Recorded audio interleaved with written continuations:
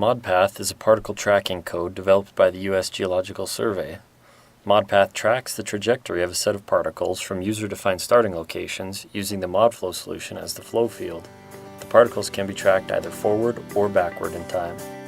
To analyze the long-term effects of contamination from the landfill, we will be performing two particle tracking simulations.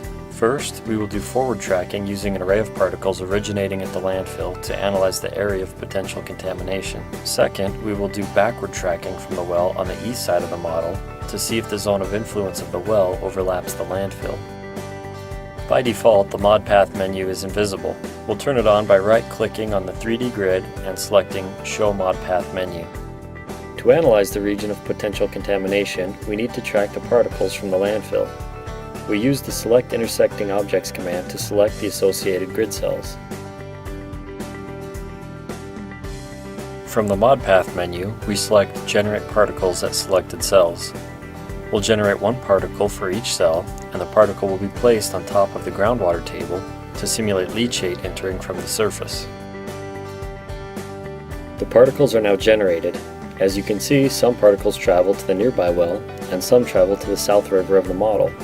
Some of the path lines that start at the landfill should terminate at the well. We want to easily identify these, so we'll make them a different color. We'll go to the second layer and assign the MODPATH zone code for the well to 2.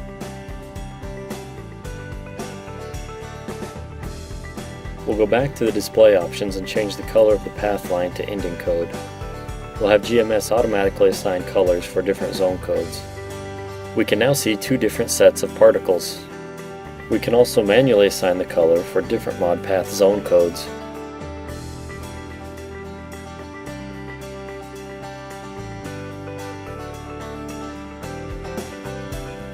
Using the Select Particle Starting Locations tool, we can see the particle travel time and length.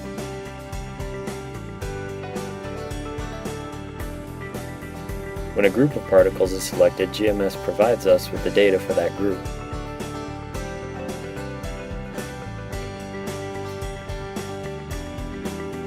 Switching to oblique view, we can see the particles travel through the different layers. We'll turn off the 3D grid cell edges for a better view of the path line. We can now clearly see the particles travel to the river and nearby well. Now let's turn the 3D grid cells back on. GMS can also create a capture zone for particles with the same zone code. Let's create a capture zone for the landfill area so we can see the region of potential contamination. We will also perform backward tracking from the well on the east side to see if the zone of influence overlaps the landfill area. We first create a new particle set by right-clicking on the particle sets in the Project Explorer and select New Particle Set. We'll name this Well Capture Zone.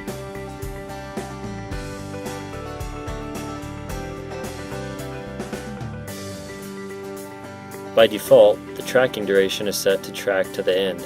This means MODPATH will track the particles until they run into something, like a sink, the water table, or the edge of the model.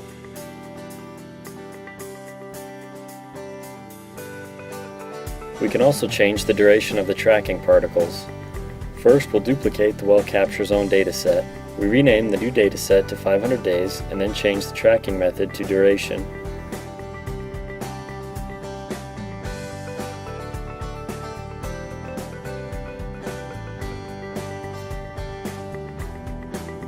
We can see the well capture zone for 500 days now. Similarly, we can create one with 1600 days.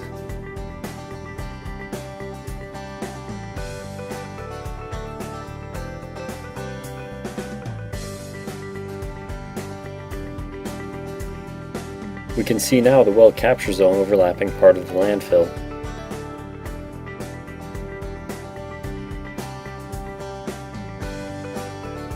Particle tracking can easily be performed with GMS and its powerful tools.